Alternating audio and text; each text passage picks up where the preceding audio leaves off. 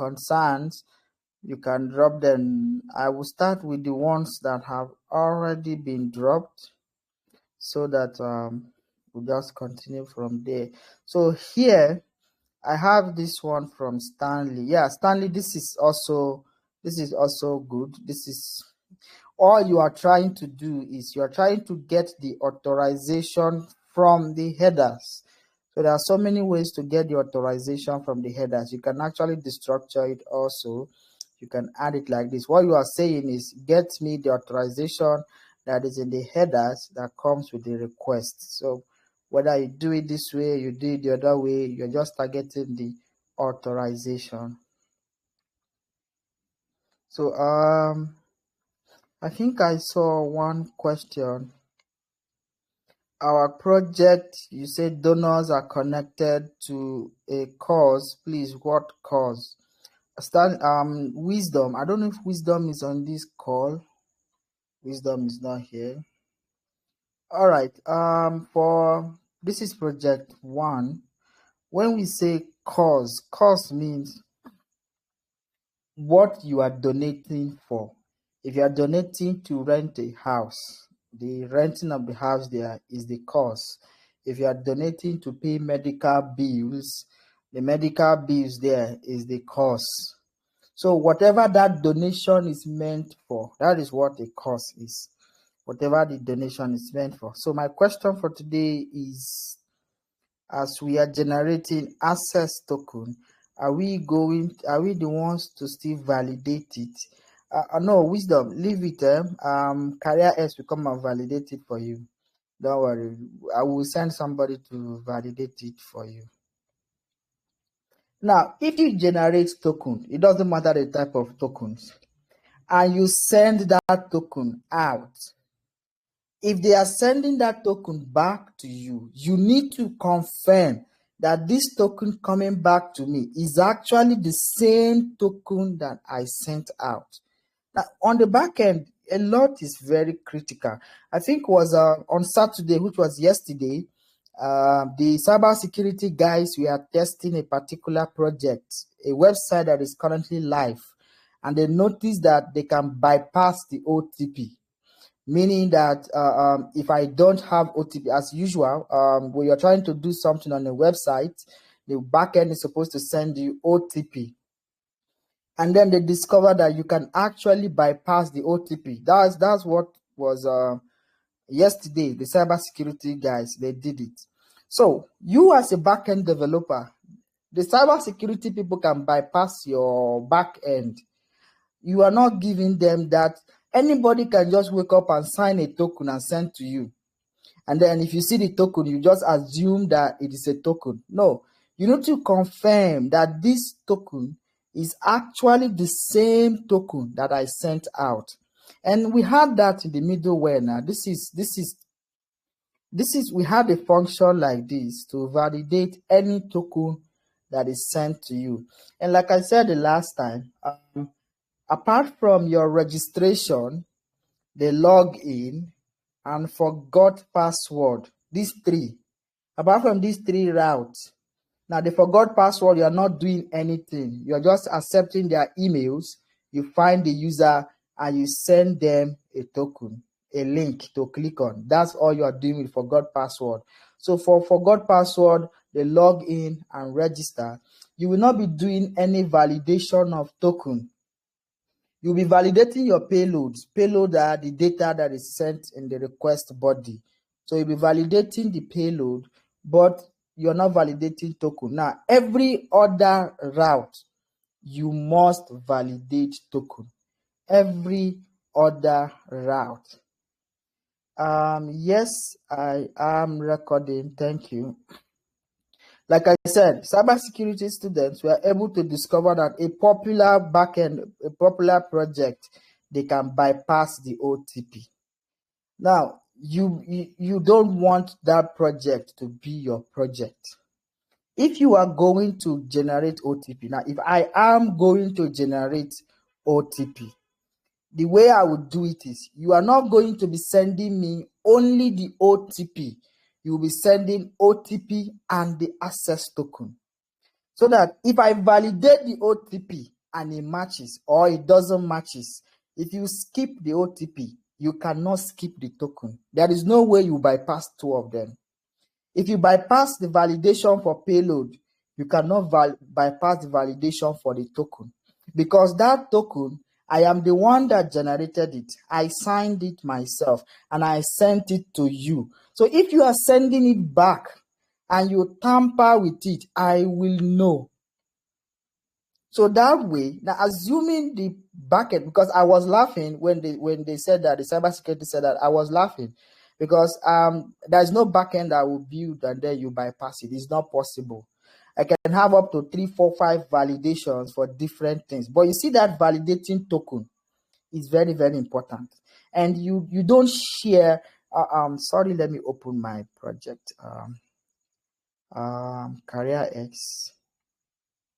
Where is MVC? MVC. You know what? I will just set this one here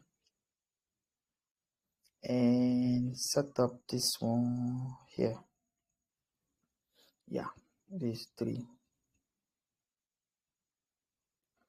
All right. So the most important thing, if you look at this here, if you look at these things, this is test. This is like we are using it for test. If you are going to be using real time, you might just add symbols, just add random symbols like that. Just any random symbols you can remember. You see this token here, you cannot bypass it. Never. You can't. You can't. If you bypass payload, now what they did there was they were able to bypass the payload, which is validating the token. So the backend is expecting that you must send us OTP back, and then somehow they were able to bypass that one. But you see this token here, it is going to ask you to send me that token that I sent to you. And you cannot just send me any random token. It has to be a token that I signed with these things. And that is why these 3 things, you don't share it with anybody. You don't share it with anybody. So if you do this, I doubt it. And another thing is this. If you generate a token, let's assume that we are generating a token. Where are we doing that? Let's assume we are generating a token. So we say const whatever it is. Let me just call it text generate. Sorry. If you can hear me, please drop a thumbs up so that I know you can actually hear me. In the question and answer topic, if you can hear me, please drop a thumbs up so I know you can hear me. All right, thank you. So actually, I am feeling like we need to work on a project. I just feel like I have to work on a project with you guys.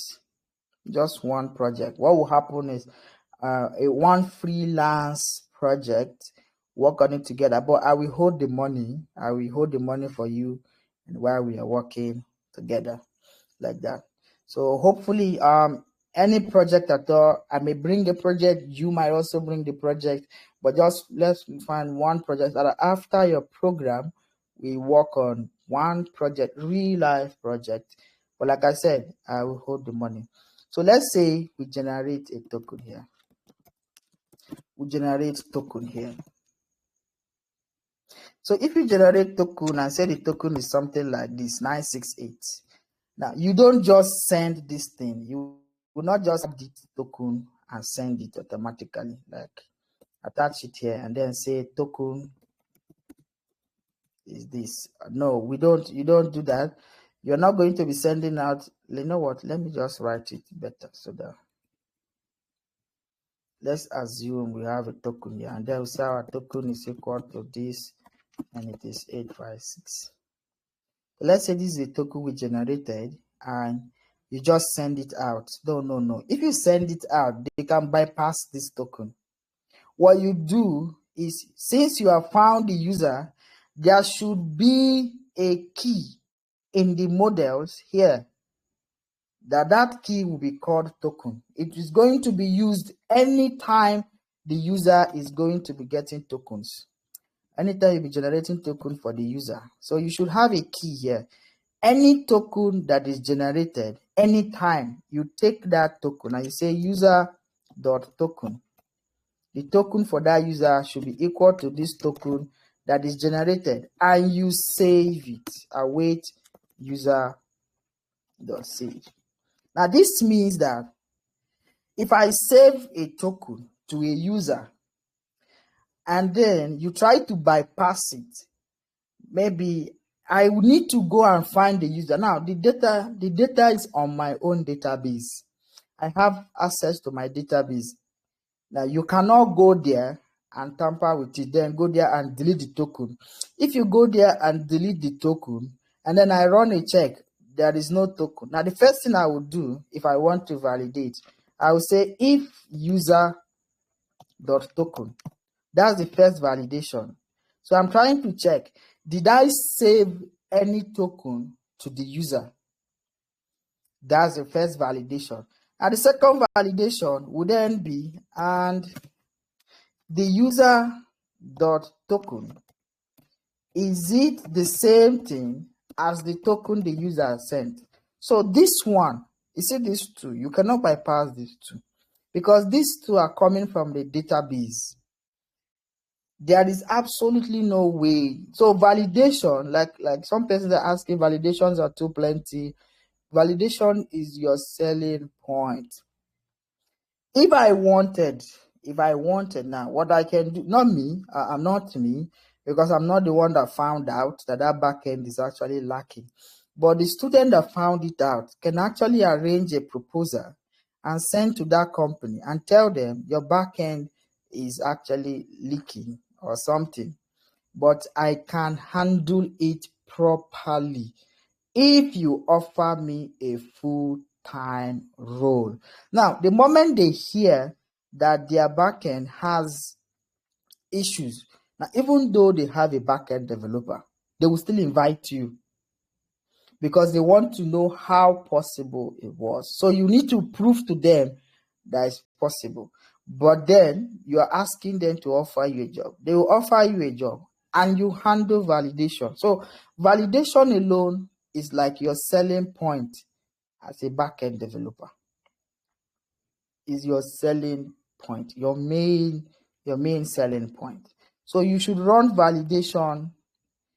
Any kind of validation you remember, just run it. Anyone you remember, run it. Anyone you remember, run it. Most times, your backend will not be very strong the first time you built it, but as time goes on, you get better. Your backend should be better. So that being said, you all are doing well. And like I said, if we have up to 10 persons that will actually submit good project, then we should look for one project or one freelance project to work on together.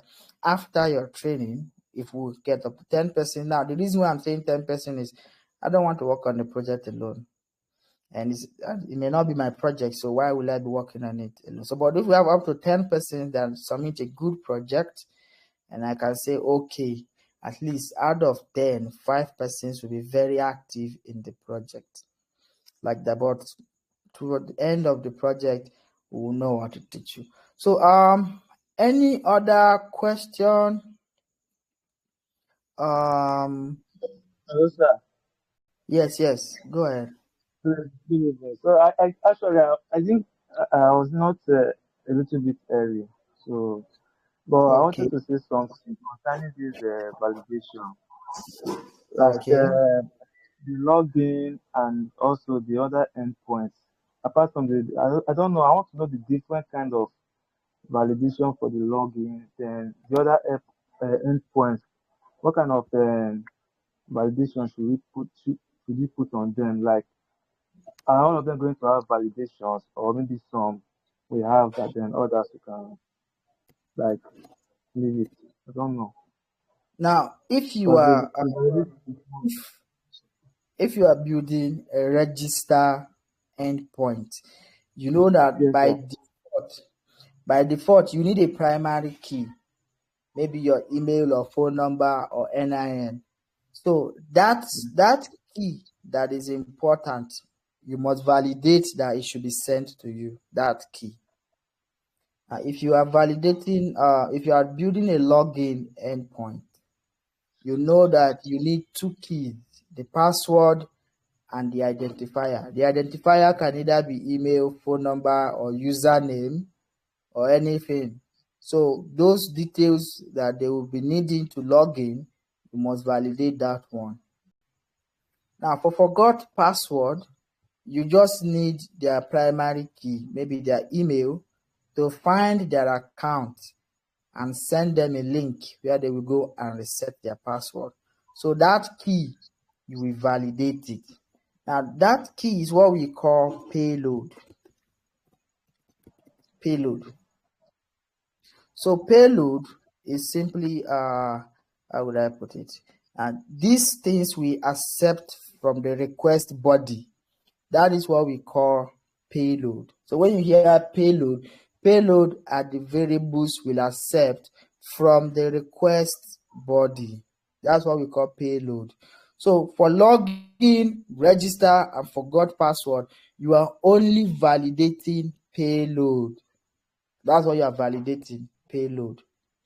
But every other endpoint, you must validate the token.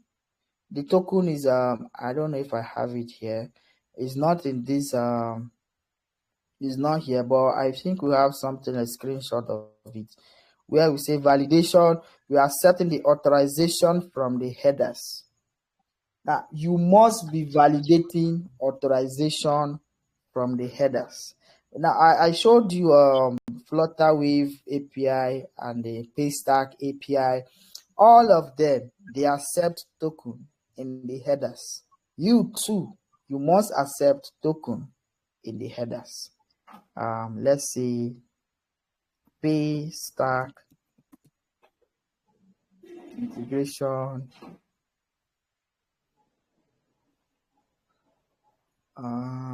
Paystack integration, that's what I need. Okay,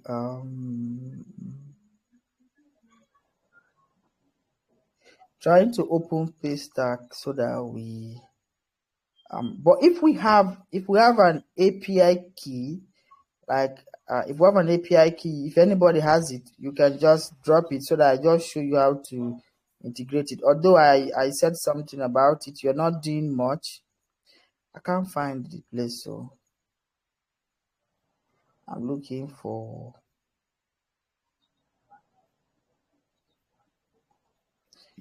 I can't find where I saw it that last time. It's supposed to be in development API documentation. Yeah, it's there. So payment, accept payment. Okay, so here they are accepting authorization, and the authorization is your bearer and your secret key. So for you and I, the secret key here is the token. So if you're working on a project, you can decide to call it a token, you can decide to call it secret key, you can call it anything you want, but we know that it is the token. It is, and it's supposed to be passed into authorization for any other endpoint. This should be the first validation. And what do I mean by the first validation? If we come to our route, the route is somewhere, maybe this example route here. So in this example route, the first thing you want to do is validate the auth, that token. Then you validate the payload. Validate payload. Now, if it is a request, if it's an endpoint that is only available for admins, you validate admin. it depends on how many the payload. So here now, you see I have 3 validations. If you are validating auth, it will be very difficult for somebody who doesn't know your access token to be able to bypass it. The second thing, and that is why it comes first. That's why it comes first, because there is no point having anything to do with you if you are not actually a user on this platform. So you validate the auth, you validate the payload, you also validate whether the user is an admin. That is for any route that is explicitly or excluded only for admins. And if there is any other thing, maybe the route is only for people that they are CGPA or anything, depending on what you want, you also validate that. So a validation doesn't have a limit. You can add as many validations, middlewares rather, as many middlewares as you want before the function that will handle the request. So for this register, login, and forgot password, what you'll be validating is only the payload that is being sent. But for every other route, you must validate the authorization, before validating payload, and then finally handling this request. So do we have any other question? Please use the question and answer so that I know. My question for today, okay, this is the validation. Yeah. Okay. So any other question before we call it today? I don't think I have anything new to teach you until you are done with your project. So I will encourage you, for those who are working on the project, just try as much as you can to deliver the project. When you're working on a project, there's always something like burnout. There's also demotivation, or be something like demoralization, or whatever they call it. You'll be demoralized or demotivated. You don't want to continue again. And then there is this syndrome of, I already know it. Like, I know it. I'm actually seeing it in my head. I know how it's going to be done. But you've not written the code down. So people who actually know it, and then they feel like they know it, then find it difficult to write the codes down. Those kind of people, when you actually give them the project, it will be difficult to complete it. So that kind of syndrome. And then there's also persons who they feel like they don't know it because they don't want to challenge themselves to know it. If you're waiting for me to teach you every single thing, so that it is what I teach you, that is what you will go to the company to do for them, then you are wrong. You are wrong. Now, this class is meant to build you up to become a back-end developer. The question now is, who is a back-end developer? A back-end developer is someone whose primary key, or let's say primary role, is to write APIs, write endpoints. That is your first job, to write APIs. So there can be different kinds of API in so many ways, in different shapes, as many as they are, like that. I remember one time I was pursuing one role in Dubai.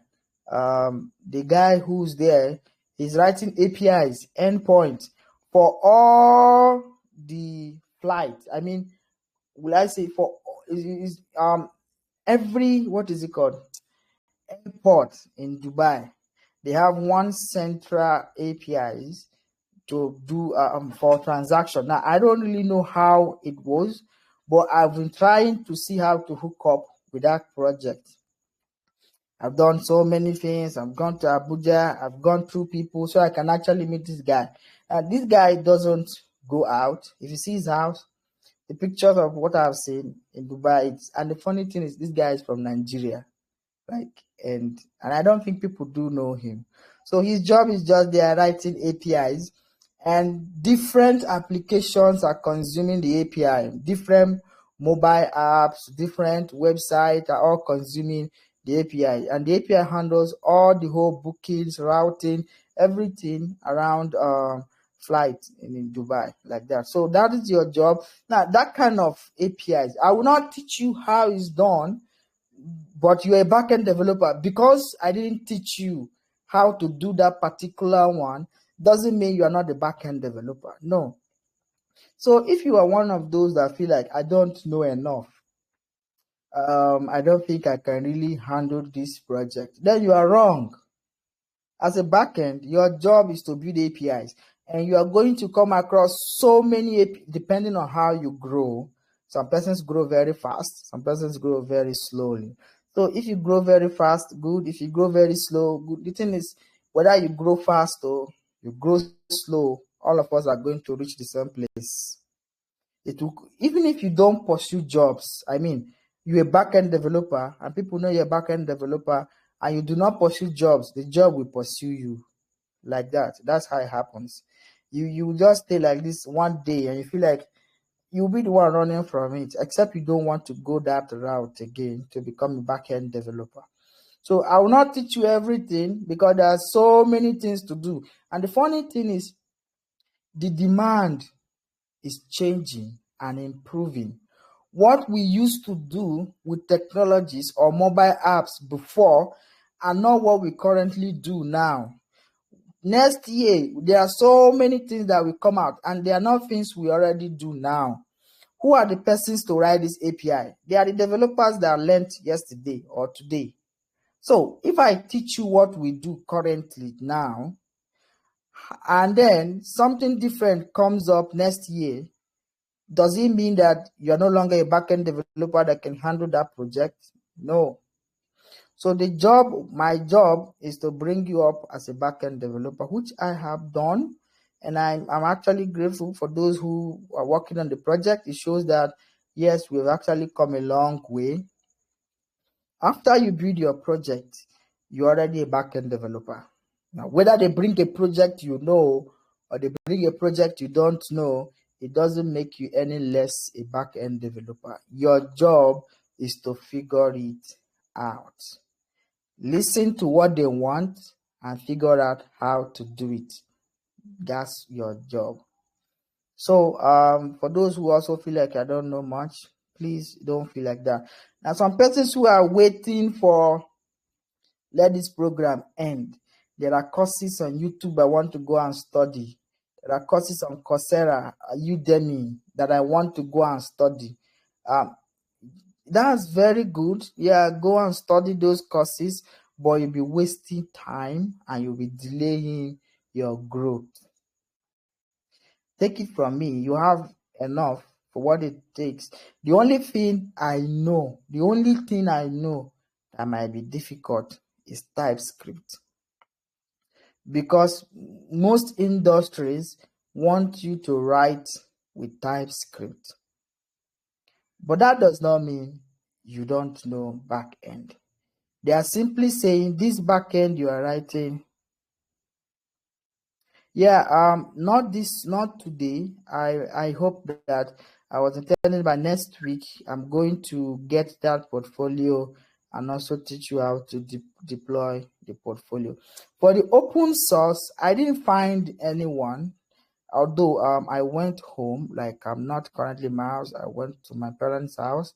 That's where I'm currently am. So when I got the opportunity, I didn't find the open source I had in mind.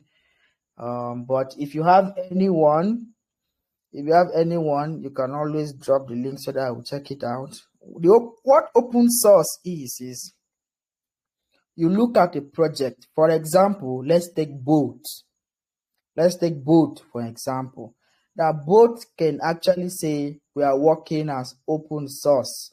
Our group of engineers are opening up the code base. They're opening up everything that we have. If you want to join us, you join us.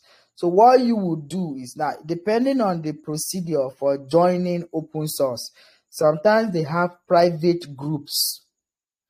You will join their private Discord or Telegram or Slack channel, anyone. But there will always be somebody that is promoting the open source, somebody who is marketing the idea that they are looking for developers who want to work on open source, like that. So they are not going to pay you for joining them.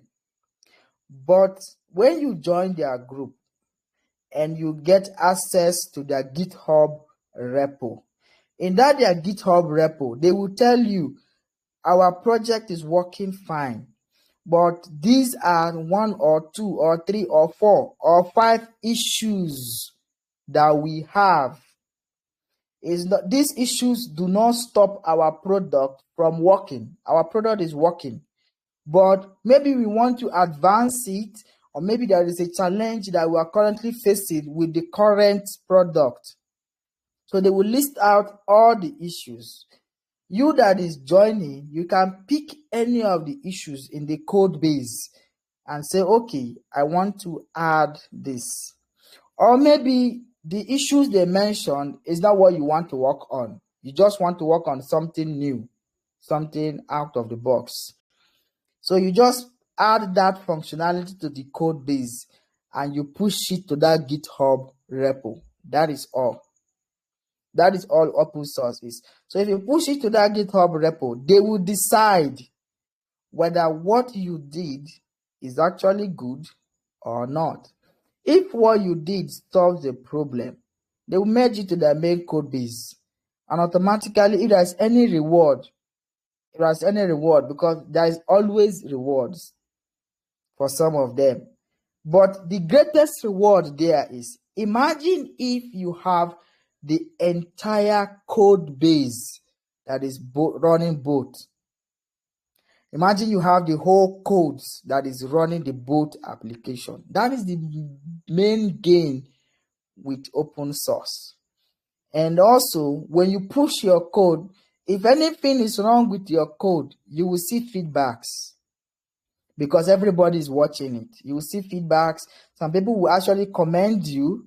Others will render give you their own opinion on how the code was. So, if there's any reward, they'll give you the reward. Whether it's a job, whether it's money, any reward with it, they give you that. So that is just what open source is. There is no much. Now, some of them don't have reward. Some of them do have reward. But the only thing is, you just pick a code. They list out the whole issues that is in the code. You solve any one and you push the code back. That is all what open source is about.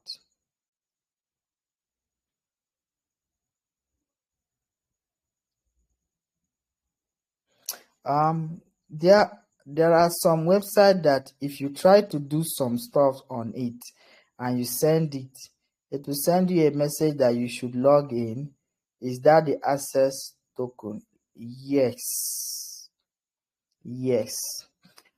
If you look at, let me open one of that where we had that validation, because it's very, very important. If you are doing anything, validation is very, very important. Yes, I have auth.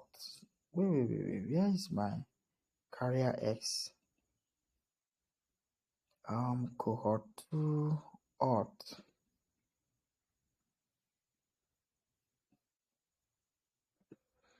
No, not you. I wanted to push this.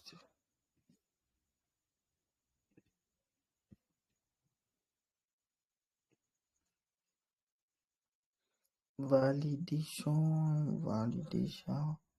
Middleware validate auth here. So the question you are asking, if any website is actually throwing up that, let me see.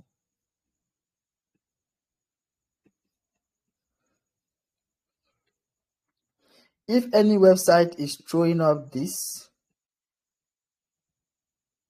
is where they added that message. I used to do it before, but I changed it to access denied. The reason why I changed it is I don't want you to feel like I know what you are doing. I want it to be like I don't know what you are doing and I don't care to know, but I have denied you access. So that is why I use access denied. But before, I normally put please log in. Now, when you add please log in, it means you are telling the person now feel like, oh, you know what I'm doing. The person will now say, I know what I'm. So the person will now try another method. Maybe depending on what they are trying to do, they will try another method or anything like that. But if you put access denied, they don't know what happened, at what point it happened. Did it happen because there was no token?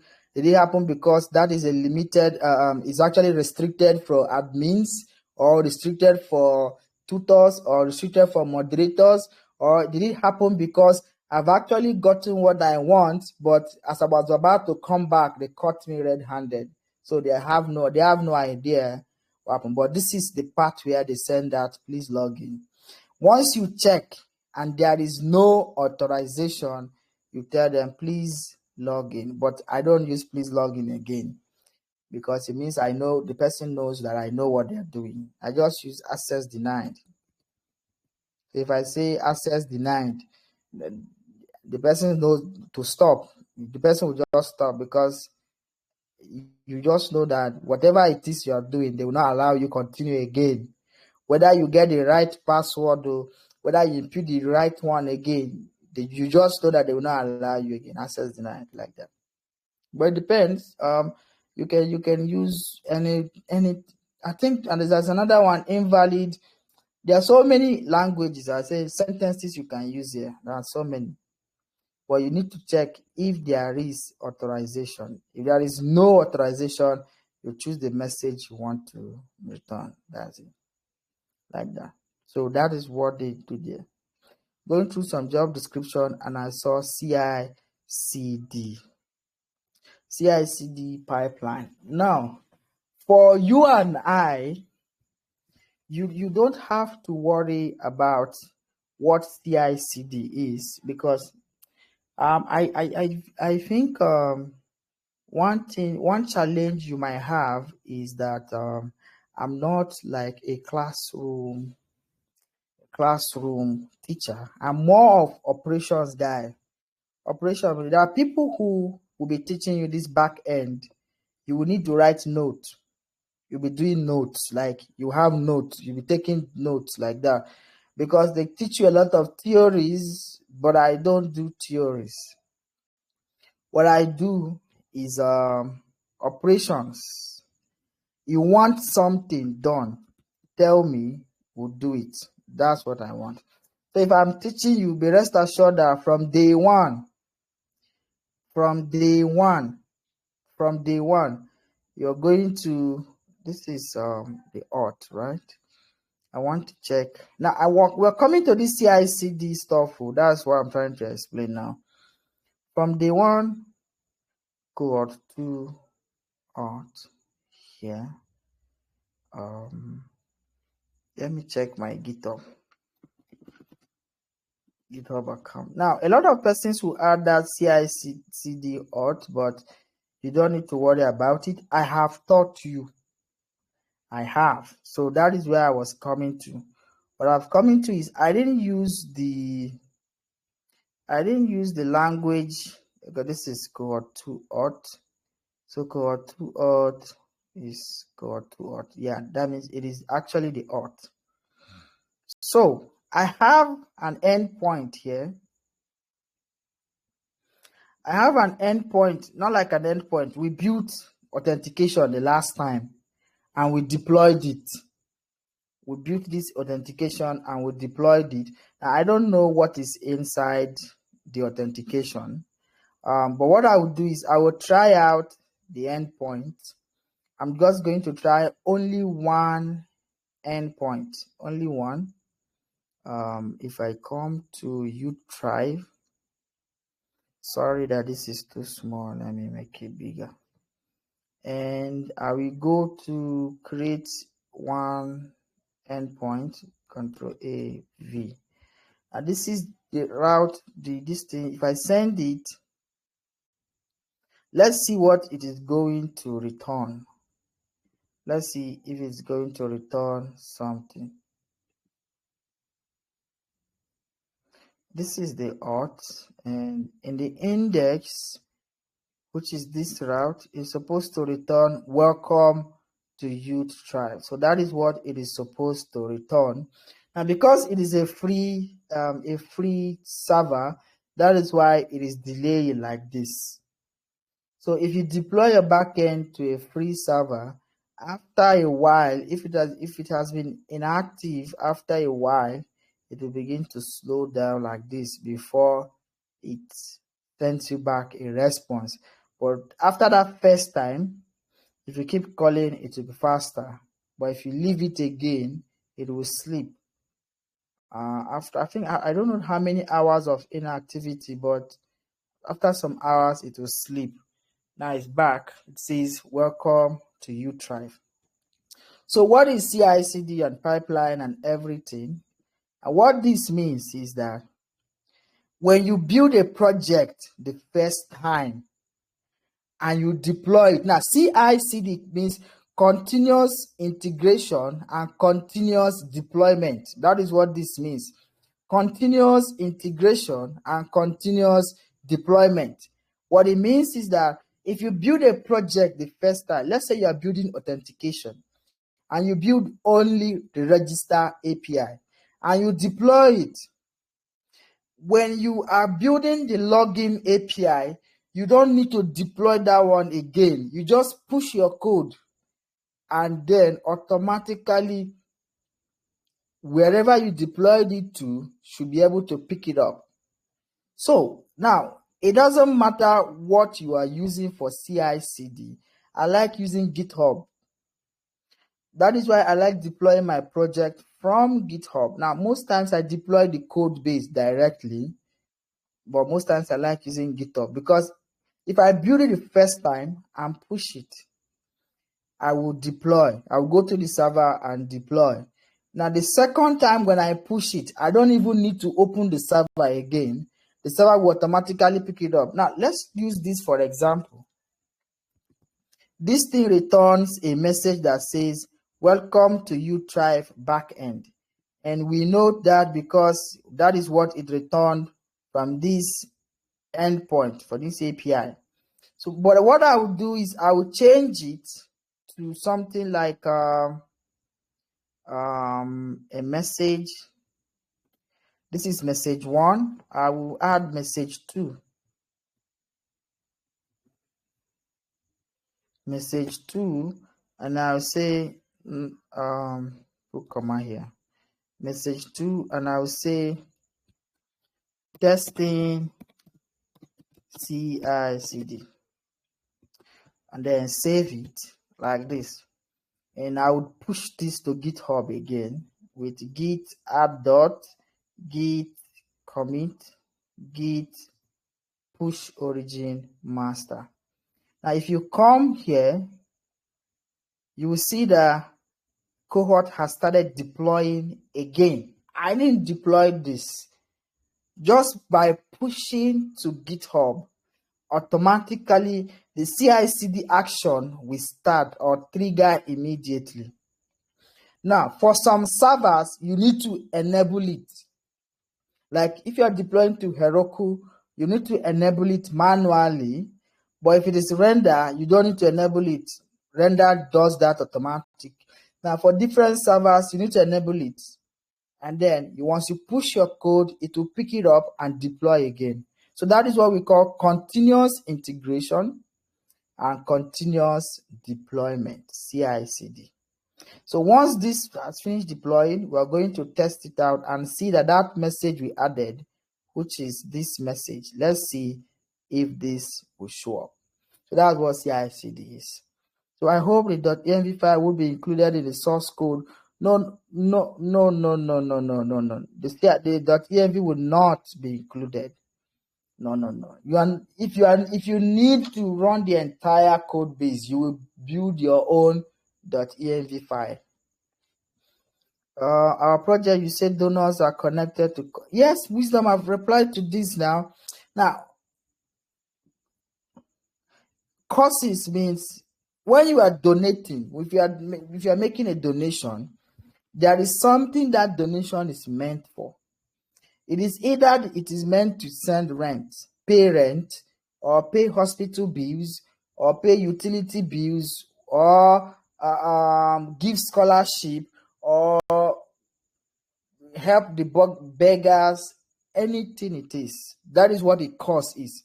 So creating courses means you are creating a project. It's not really a project per se, but you are creating what the money will be meant for. So that is what a course is. You can create different courses. The first course will be for scholarship. The second course will be for medical bills, free medical bills. The next course will be for free feeding. Just different courses. Now, for each of those courses, a user can pick. I want to donate for free medical bills. I want to donate for what is it called? Hospital medical, the same thing, or free feeding bills. Now, this your kind of project can also be used in churches. I know Salvation Ministry uses it. So Salvation Ministries can have different projects that they are working on, and also have one for Sunday offering. I can also have another one for maybe special offering. So these different offerings are actually courses. So if somebody wants to donate, they go to the website and then click, I want to pay offering, Sunday offering. You pay for that one. Or maybe I want to pay for special offering. You pay for that one. Or maybe I want to pay for pastor's welfare offering. You pay for that one. No, but it is the same project that you are working on. But yours, we are calling it donation. So it can be used for churches to pay offerings. And they can have tithes. One of them is tithes. Like that. So I want to pay for tithes. So all of these categories are what we call the courses. What you will call courses. But that's what courses means. So you create courses. Users can pick each of the courses and donate to that course. Like that. I mean, when everyone is working on the project. Yeah, I understood. Now, there is no way they're going to give you access to their .env file. No, they will not. The .env file will contain secret codes now. It will contain access to their database. Now, even if you join their group, they will not ask you to take blood oath now. You will not take blood oath on their group. They are not going to ask you to send them your house address, your point address, where they will find you if anything goes wrong with their system. No, they will only share the code base with you. If you want to run the entire code base, you generate the needed .env variables, not all the variables. If there is no need for that variable, you will not generate it. You only generate variables that are going to affect the part you want to work on. In a job interview, this was the question given to solve. Let array be this. Given an array list of number, write a function that returns an array of the missing numbers within the range. So this is 1, 2, 3, 4, 5, 6, 7, 8, 9. Simply what you are doing here is checking, does it include 1 to 9 or 1 to 10 rather. If it doesn't include, it will tell you which one is not included. Wisdom, this is basic JavaScript now. It's basic JavaScript. You want to check whether it includes 1 to 9 or 1 to 10. And you don't need to, like I said, you don't need to cram anything, but this is basic JavaScript. The next one is let this be this, given that this, right? This is basic JavaScript now. Write a function to check if it includes double numbers. Now, the thing is this. If they give you this question, most times they give it to you as a task, maybe give you a few hours, or maybe a few, yeah, sometimes they give you a few days. They make the project plenty, and they give you a few days to do it and then send back. You can always look it up. But this is what I recommend. If they give you a project, you always ask them, do you have, most times they will not answer you, but you know that you should always look up things online. You should know that. Now, except they didn't give you that privilege, they want it to be done from your head. Now, I don't know how that kind of project will work, but that's not a good project. But most times, project that will be given to you, you are free to do anything you want. So if there is something you don't remember, you can always search it. If there's something you want to actually figure out, you can always search it. So, but these are just simple. This is not backend. These are just simple JavaScript to just check which is duplicate and which is, so it's not backend. Yeah, you can actually write HTML. You can actually write HTML in the endpoint. And like I said before, people who used to write backend, like PHP, Laravel, they do that. They write backend to render HTML pages. But right now, people don't do that anymore. They have separate front-end developer. They have separate back-end developer.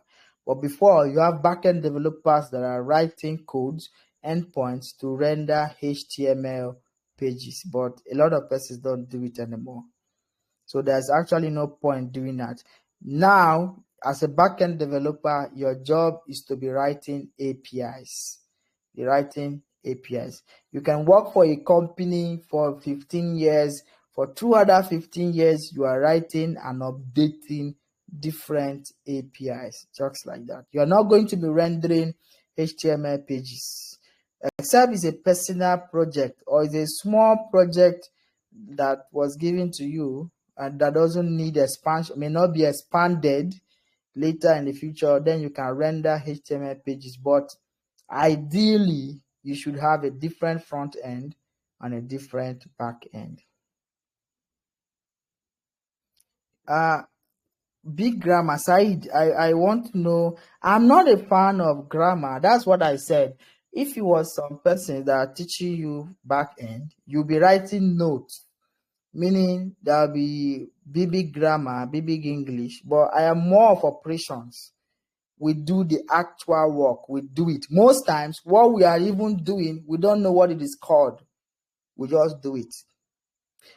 Because most times, if you know the definition and you don't know how to do it, it will not do you any good. But if you know how to do it, but you don't know the definitions, it may not really affect you, because there are a lot of foreign developers who cannot speak English. I know a lot of them, software developers who cannot even speak English. Their English are not good, so you don't expect them to be giving you, explaining most of these things. Yeah, but most times it's good to actually know them in big grammar, so that when the HRO is just writing big grammar, you know exactly what the HRO is talking about, like that. Let's say you're working on something like e-commerce website. You'll be required to enter every single product on the site. No. You're not going to be entering every single product on the site. You will create an endpoint for add product. That endpoint will be connected to the admin dashboard. Now the admin will be adding the products. So you are just creating one endpoint that will accept the image of the product, the name of the product, the price of the product, and every other information about the product. And that endpoint will be connected to a dashboard. So from the dashboard, the admin will be making so many requests, not you now as a backend developer, but the admin will be uploading so many, more like creating products on the database, just like that. So it will not be you that will enter all the products, and they should be able to get all the products. So any product they create, they should be able to get it back. Yes. When you build your back end, it doesn't really matter the technology that is used on the front end, whether it's Flutter Wave, sorry, not Flutter Wave, whether it's Flutter, whether it's JavaScript, React Native, whether it's Swift for iOS, whether it's Java for Android, whether it's Kotlin, it doesn't really matter. Back end is back end.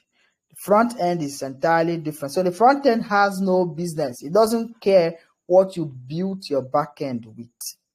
It doesn't really care. So you can build a back end for a mobile app that is being built with Flutter, or maybe being built with Swift, that is for iOS, or maybe being built with Kotlin, like that. You can.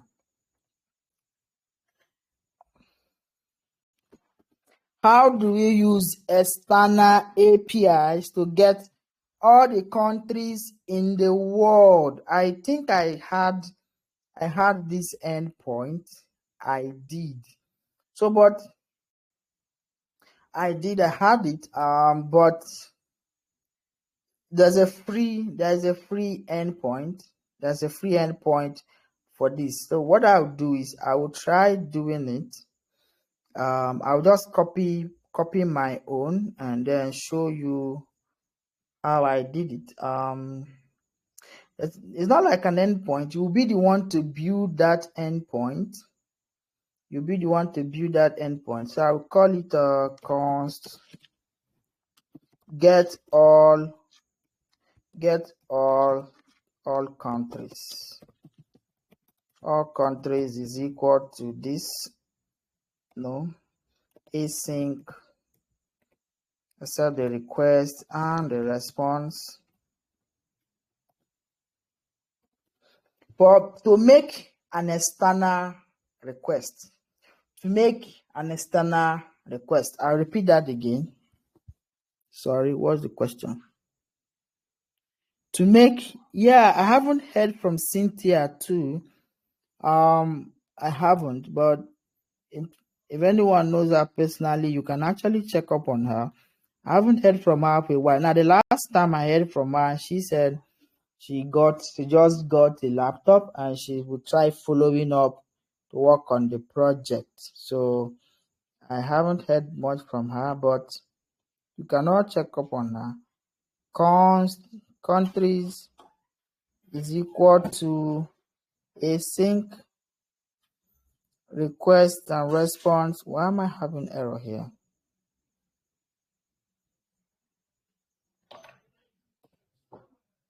I'm getting async. Sorry, async.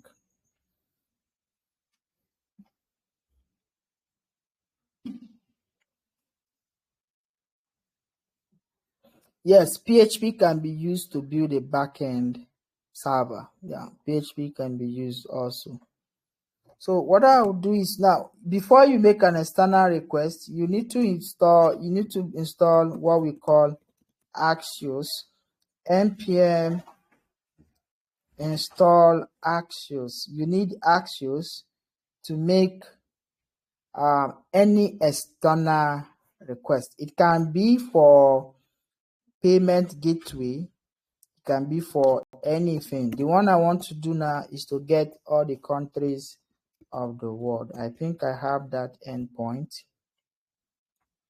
So you must install Axios. So let me confirm that I have Axios installed. Yeah, I have Axios. You must install Axios. And the way to do that is we say first you need to bring in Axios. Yeah, const response, or whatever you want to call it, is equal to await Axios. Now I'm importing Axios automatically .get. It can be a get request, it can be a post request. So Axios, you can use it for any kind of request, whether it's a get request, whether it's a post request, any kind of request. But before I continue, I want to be sure that you can hear me. So please drop a thumbs up if you can hear me. This deployment failed. I want to find out where the error was coming from. deployment field, it says header invalid EF header. Now the bcrypt we have in it is a problem. So I think we need to change from bcrypt to bcrypt.js. I thought we did this before. Maybe I changed the code. I think I have deleted. I changed the code base and used something else. Let me confirm that. Did I remove? Yeah, I removed bcrypt.js. What I did the last time was bcrypt.js. I returned it back to bcrypt. So I will deploy it again to see that. I want to see that message comes back. So we did that the last time. I forgot and then I removed it.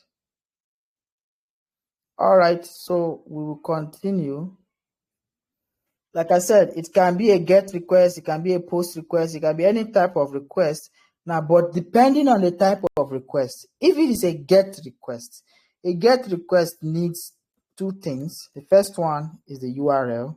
The second one is an object. So if it's a POST request, it needs a third object. So whether you are doing a GET request or a POST request, that determines how many items you did. Now for a GET request, it needs only two. That two is, the first one is the URL, the second one is the request headers. Like that. But if it's a POST request, the first one is the URL, the second one is the payload, the third one is the request headers. So the request headers is always the last, depending on the type of request. If a patch request is 3, if a put request is 3, if a delete request, it can be 2 or 3, but 2 rather. So we're going to make a GET request. We don't need this one, but you can actually change it to a POST request. So you pass in the URL and you pass in the headers. So this is going to be headers. And then in the headers, we can have authorization. Sorry, I forgot to put column. You can have authorization. Now your authorization can be a bearer type of authorization or however you want it to be. So let me find that URL. I will go to my GitHub and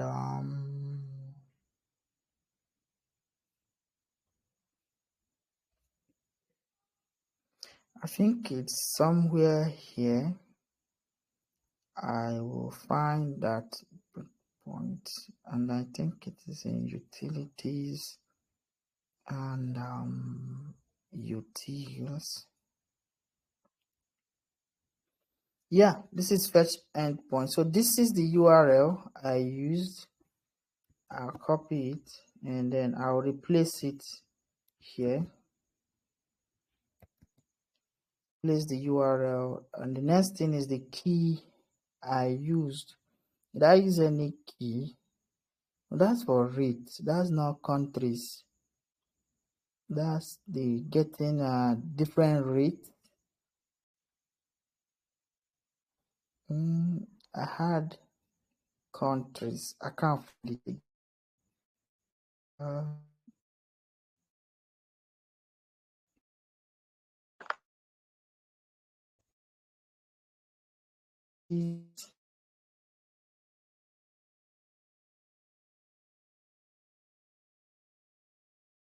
And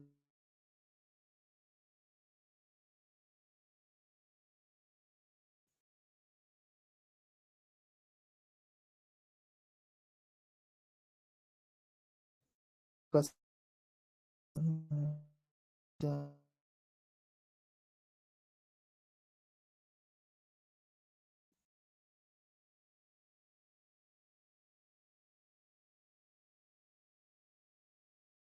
you are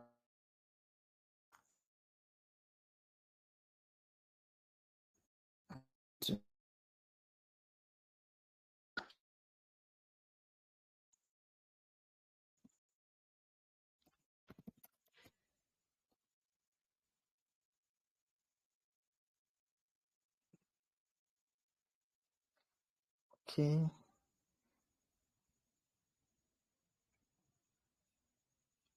So let's try if this is going to get us what we want.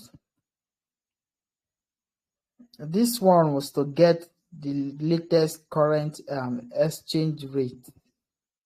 Now, is he asking for authorization? It's asking for parameters, region of the country. The Q is the search parameters, but we're not using any parameters. We want to get all countries. So it says this is possibly what we're going to get. Let's try. Authorization is not needed. Nothing is needed. We want to just return. Now I'm supposed to be using try catch. I don't know why I forget try catch, but always be using try catch. If there's an error, return your status 500.json message.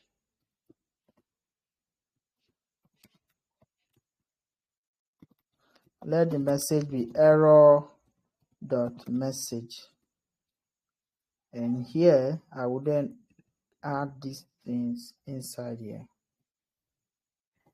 So when I've added, I want to return a response with a status code of 200. That is if it is successful, and then a JSON message.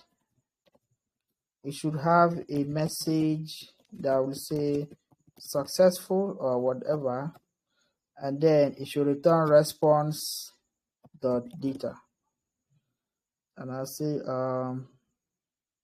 countries. Let me call it countries should be response dot data, and then save it.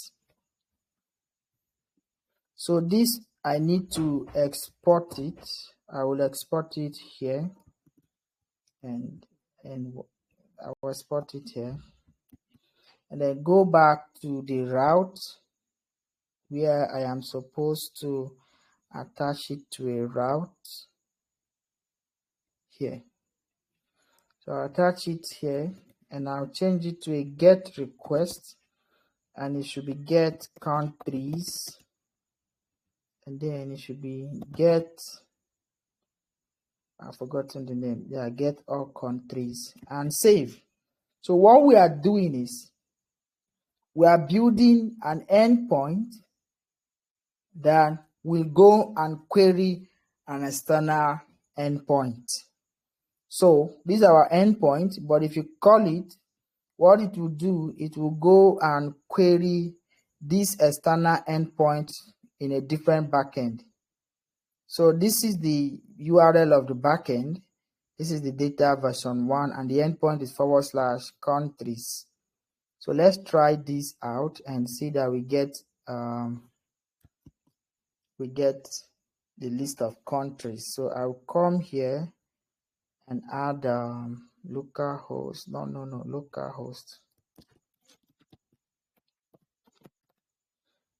Localhost port. Our server crashed because of these validations. I didn't remove those validations. Sorry, I left those validations there. So our server crashed because of them. Yeah. So server running. MongoDB should connect. MongoDB is connected. So it's running on port 8081. So 8081 /countries, and send. It says, sorry, this endpoint does not exist. That is because this is a get request. This is a get request okay, API, and then send. So it says success, but we didn't get the remaining information. So it was actually successful, but we didn't get this part. So what I will do is I will console log the response and see what was returned as the response. Oh, you see, this thing here and this thing here do not match. So it was not our fault. So it's supposed to return something. Yeah, we didn't spell it completely. So this thing and this thing needs to match. I'll send it again. Yeah, now we have a list of countries. So many countries. Actually, this is a list of 100 countries, and we have the total is total of 249 countries, and it's public. So this is an endpoint to get a list of all countries and their region. So it comes with the country and the region like that. So it's a long list. So this is how you make an external API request to external endpoint. It can be to pay stack or payment gateway. And the reason why I left authorization empty is because they are not asking for authorization. Here, if you look at it, it says this is public. It's a public access, so you don't need much of it like that. So that's what it returned, and it returned response or data. What we can do, that's fine. So it's very simple.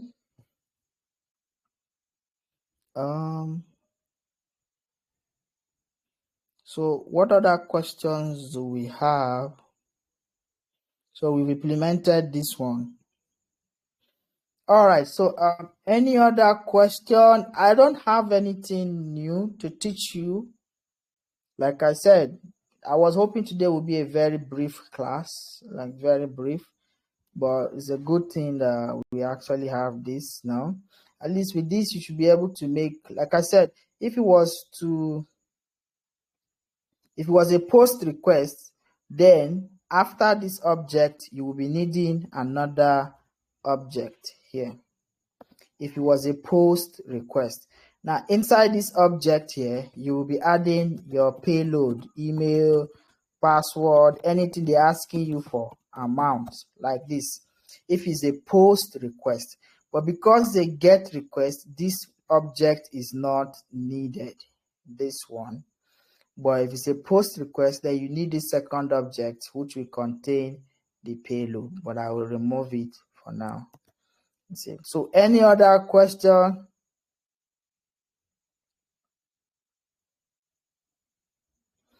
If you have if they're asking you for authorization, what you would do is put a what is it called here, and you call it bearer, and then inside here you should have your token. Now whatever token it is, your secret key, you have it here. Now, so they should give you, like, of course, when you build your own backend, you'll be sending them access token. So they should give you a secret key if it requires authorization. And this is how you add it, the bearer and then the secret key inside here from your .env file. Of course, you know you will not put your secret key here. You call it process.env, process.env, like that. And then add the secret key if you have something like this in your .env. So this is how to add authorization, and these are the front end. We add authorization for you. So how do you write documentation? Now there are so many ways to generate documentation for API documentation. There are so many ways, but I use Postman a lot. So I use Postman a lot. So what you would do is first, you see I have this thing here. Let me, let me just zoom like this and open this. This time you will create a folder here. You create a documentation. Now, there's so many ways to do it. The first thing is to either create a new workspace. You create a new workspace so that all these endpoints, you will save them. If you look at it, you see that they are appearing with dots. This dot here means that I did not save them. So before you create documentation, you need to create a workspace. create a new workspace. These are different workspaces I have with this account.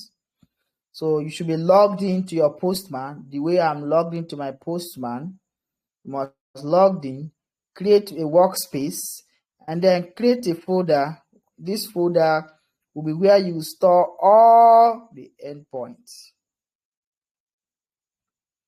You store all the endpoints. Just a minute.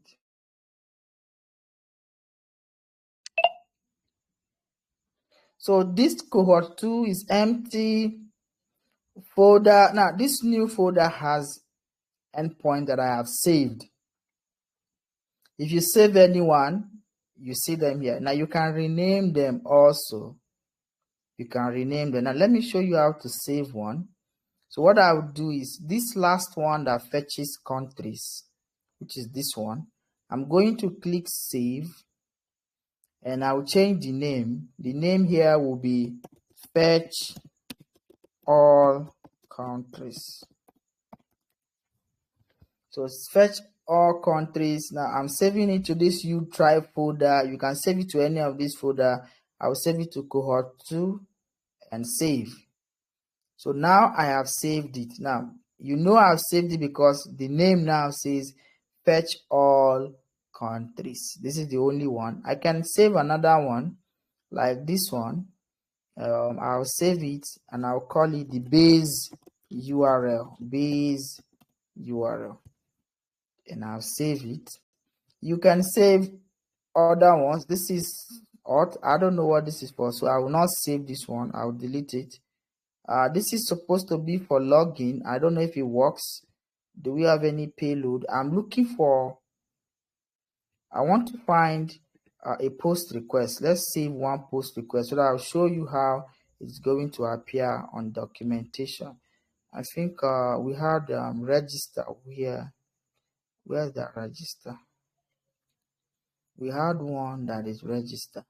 Yeah, this is register. I will save it and it is called maybe register users, whatever you want to call it as the name, register, and I will save it.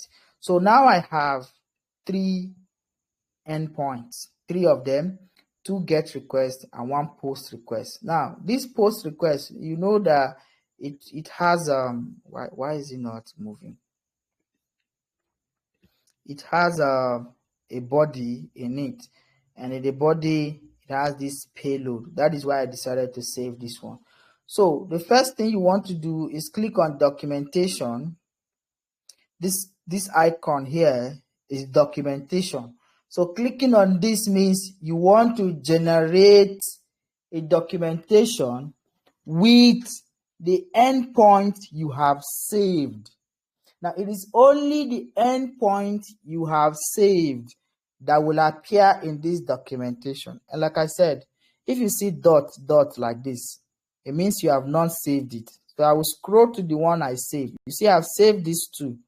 There is no dot appearing there, but these 3 I have not saved them. That is why you see dot. So when you click on this generate documentation, it is only the endpoints you have saved that will be generated. So I'll click on it and it is showing me all of this.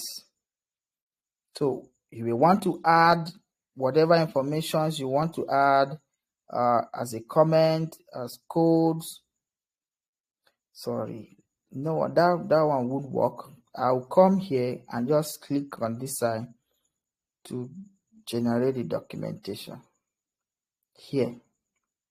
So there are 2 ways. I think this is going to be a long process. I'll click this one, view documentation. I think it's the same thing. Okay, it's not the same thing. So once you just click on this, your workspace, and click on view documentation, it will come out like this. Now the reason why you're not seeing it in full is because I'm zoomed in. Yeah, so you are seeing the documentation now. I can see it. This is very short. If you click on it here, it's very short because all you need to do is to click on publish. That is all. So once you view them, you can write any description you want here as your description. You can, if you want to add anything to it, you add now. But this is a post request. The endpoint is called add blog, and in the body, these are what you expect in the body. This is a get request. The endpoint is called /get, and this is a edit, and so on and so forth. So if I click on publish, when I click on publish, it will ask me, do I have, now this publish means I want to share it. So you can either share it publicly or you keep it to yourself, only you, like that. So here you can do any customization. You want it to appear in dark theme or white theme, single column, double column. If you have a custom domain, like a custom domain name, you add it here. If you have environmental variables, and then the one I want is the current version. So, but you can leave everything here default. Everything can be default. You go ahead and click publish, like that. But if you have any adjustment to make, because once you publish it, it's going to generate a dummy URL for you. So, but if you don't want that dummy URL, you can add your own custom URL. So just go ahead and click publish. Once you click publish, it has been published, and this is the URL it generated. If I copy this URL, I can go to any browser I want. I can go to any browser I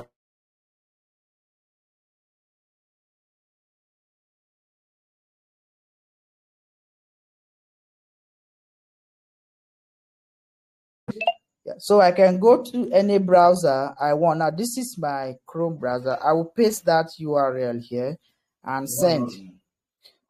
So I will also share this URL with you so that you can also test it. That is how you generate a documentation with Postman. It is easy to generate a documentation with Postman. So this is the documentation like I was telling you, and it has the endpoint. This is the end. Of course, when you want to generate this Postman, you should be changing the URL. You might want to change it. You might leave it like that and explain to them however you want. Like, there are so many ways to do it. And if it's a post request, it will also save the body.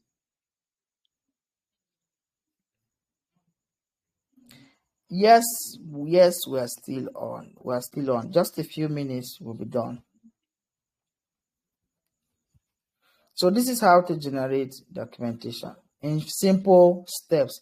You create a workspace, or you create a new workspace, and then in that workspace you click here and click on view documentation.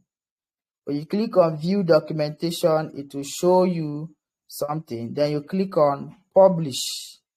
If you click on publish and then you publish it, that's all. That's how you generate a documentation with Postman. But there are other ways to generate documentation. But a lot of us use Postman. A lot of us use Postman. So you see all the endpoints you have saved and everything that is required. So what you can do is just take this URL and send it to the front-end developer. So the front-end developer is going to access all of this endpoint from the URL. And that is all. So if you heard what I just said, please drop a thumbs up so that I know you are following. And I think we've actually exceeded, we stayed longer than I anticipated, but that's fine. Yeah, so that's fine. Like I said, I don't have much to teach you today, but I will encourage you to work on your project. Please, on Friday, I mean this week Friday, I'll be expecting to see the second phase of your project. Please, for those who have submitted, just add a new thing extra. I want to see that you've added something. Now, for those who have not implemented the MVC rule, please go ahead and implement the MVC rule. I want to see it by next week. Hopefully, I will get. I don't know how I want to do it. I want to get the proposal, not proposal, rather the portfolio. I want to get the portfolio, but I don't know if I will get it while we are in class, or I will get it before I come to the class. So there are two things. Whether I will get it while we're in class or I get it. The reason why I want to get it while we're in class is so that I get the one that majority of you need. But if you want me to generate my own, I will go ahead and just get any one of my choice that I want and then share with you too. So on that note, do we have any questions before we call it a day? Do we have any questions? Any question? I just hope I'm recording this class. Yes, I am. Do we have any question, anything before we call it a day? Any questions before we call it a day?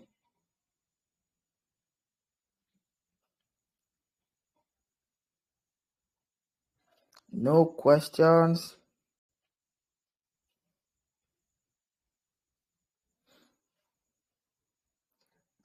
Wisdom, were you not in this class? Wisdom. I know Stanley rather. Okay, Stanley was not in this class. Well, we didn't do much. I think the major thing we did was just to make a request to an external API, which is very simple. So we talked about using Axios. You can use Axios to make a GET request or a POST request or a DELETE request, any type of request, and also how to generate documentation with Postman like this. So you have a fetch request to fetch all countries. You have the base URI, which is this, and you have the register endpoint, which is this, and the payload that comes with it like this. So if there is no question, please drop a thumbs up so that we can end today's class. If there is no question, please drop a thumbs up so that we can end today's class. But I want to hear from you before we end the class. Please, if I call your name, unmute the mic. I want to know those who are working on the project. Please unmute the mic. Tell me that you are working on the project. Stanley, Karim, Ayo, Shitu, Said, Girard, Rema, Peters. I want to know how many persons that are actually working on the project. So in that order, Stanley, go ahead. Karim, go ahead. I want to know how many persons that are actually working on the project. Now, for the number of persons that submitted, I think it's about 10 persons or 11. But I want to be sure. So unmute your mic and tell me that you're working on the project for those who are working. Eze, I need to see your project. Good evening, sir. Yeah, good I'm evening. just joining. Are you talking about the second project or the main project you gave us? The main project. The main project. Your Okay, main project. I'm working on it. All right. Thank you, Stanley. Eze, are you working on it? Yes, I am. Good evening, sir. All right, good evening. But I didn't see your project, please. Oh, I did, sir. But what I've done is just to initialize my server. That's probably why you didn't see anything. But I'm going to submit something reasonable this week. So I've been busy. My sister is getting married, so. All right. That's fine. Next question. Good evening. Yeah, good evening. Ayo. Yeah, I'm also working on it, but so this week, this coming week, I have a project defense, so I've not been able to add much product so far. But project, I'll add. So please, guys, wish me luck. All right, it's all right. I got you, Ayo. Eze, we've heard from you. Shitu, are you working on the project? Like, I want to know Yes, people. sir. All right. So I'm Good evening, counting. sir. I'm working on a project, sir. All right. Karim, yeah, I know that Karim is working Sir. on the project. Yeah. Yes, Go I'm ahead. working on the project. All right. Who again? Stokan. Good evening, Who sir. again? Yes, I am. All right, you're working on the project. Gerard, I know Gerard is working on the project. Gerard, are you? Yes, I'm working on the project. Okay. Peters, I know you're working on the project. Walter, I know you're working on the project. Walter. Yes, I'm working on the project, sir.